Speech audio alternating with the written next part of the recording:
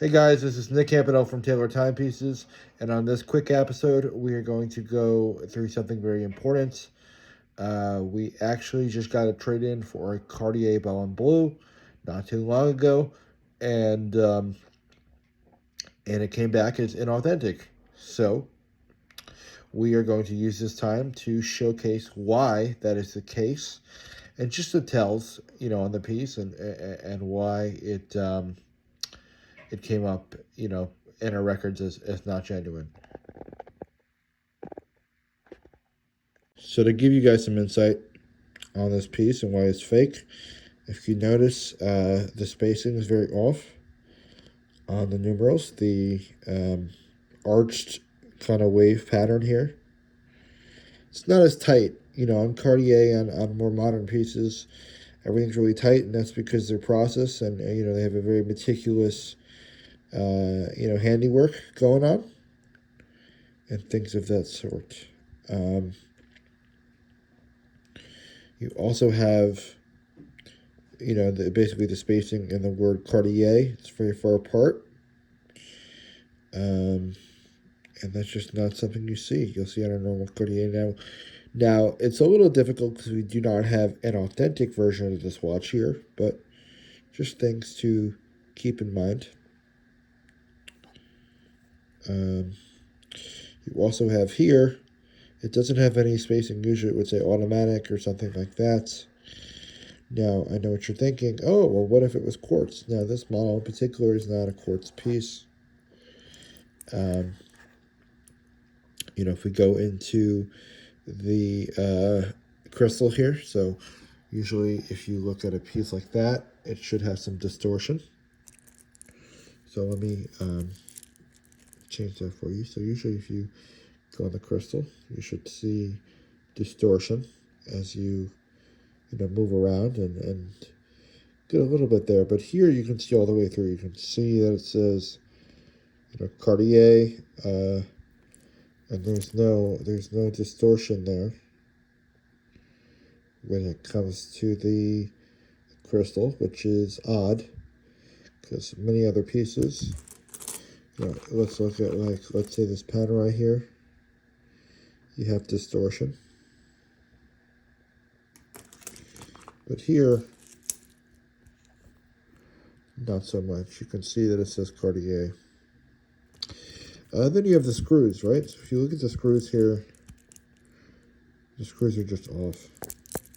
As I finagle this with my my one hand as I'm holding a camera, you'll see that the screws are off. And again, if you look at the case back,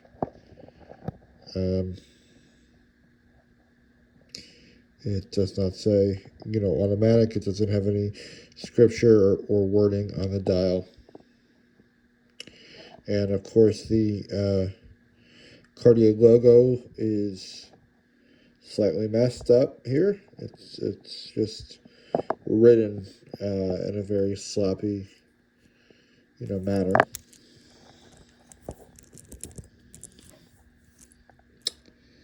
Other things of note, and of course, just the dial itself, how it sweeps with the crystal.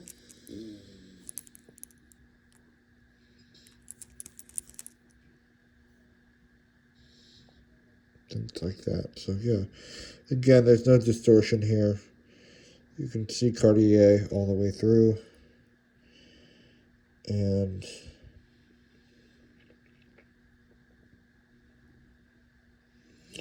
yeah, just it's not an authentic piece. So, we are very glad that we caught this. So yeah, that is the inspection of the fake Cartier Bell and Blue. Everything that we have coming in for you guys goes through a 24 to 48 hour inspection period with the watchmakers that we work with here on 47th Street. And the reason why a lot of times we will do trade-ins and we ask that the client ships first so that we can go through that inspection process. Now, that is not only for the safety of ourselves and the the safety of the clients that we work with when we go to sell the watch, but it's also for the safety of the gentleman who is selling the watch to us, whether that be a gentleman or, you know, a lady. Because a lot of times, if you are a casual collector, or, you know, maybe you've inherited the watch, you don't know the tells of the item and basically how to, you know, ensure that the item is inauthentic. So it just saves us a lot of time, and it saves both parties a lot of embarrassment to be able to go through that inspection process ourselves with the team that we work with here that, you know, is much more educated and hands-on than I am when it comes to the inspection of a lot of these pieces. Now, you know, I know, of course, you know, for the most part, how to tell, but of course, you know, when you work with a company, um, when you work inside of a company, rather, it's always great to defer to those that know more and to get that second opinion. So that's what I would recommend if you are buying a piece from any secondary source that isn't, you know, the manufacturer, is to, you know, get that secondary opinion, whether it be your local watchmaker or someone like myself, and just have them inspect the piece for you and, you know, make sure it's authentic. Now, of course, you also have to think about the stories that come with these pieces. On this particular one, the woman came into our office and her husband had passed away. And she said, "Hey, my husband passed away. He left this watch. Um, and I would like to get a certain amount for it." Now, the amount she was asking was in line with the market. So we had her send it in on our shipping label, which is a service that we provide to all of our clients. And upon inspection of the piece, you know, it was found to be, as you saw in this video, authentic or inauthentic, rather, inauthentic. And that was why. So it's always unfortunate when something like this comes through my door.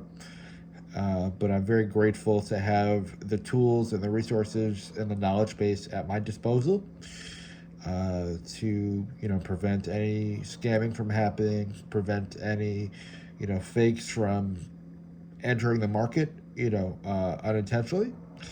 And I'm also glad to be able to share that information with you here on this channel and just in general throughout my daily, you know, process. If you guys like this sort of content and want to see more of it, please let me know, and I would be happy to keep a lot of this stuff. You know, of course, we do get a lot of trade-ins. I'd be happy to, in the future, keep a lot of these trade-ins that are maybe not authentic, because unfortunately we do get a bit of them. I wouldn't say a lot, but enough that it is something that we handle on a regular basis. Is, you know, fraud prevention, things like that. And what we could do is, as we get them in, we can inspect them together on video and just, you know, go through that process and, you know, teach you guys how to spot fakes and things like that. I appreciate you bearing with me as we went through this video. It is my first time making a video like this, and thank you very much, and hope to see you in the next one. Bye-bye.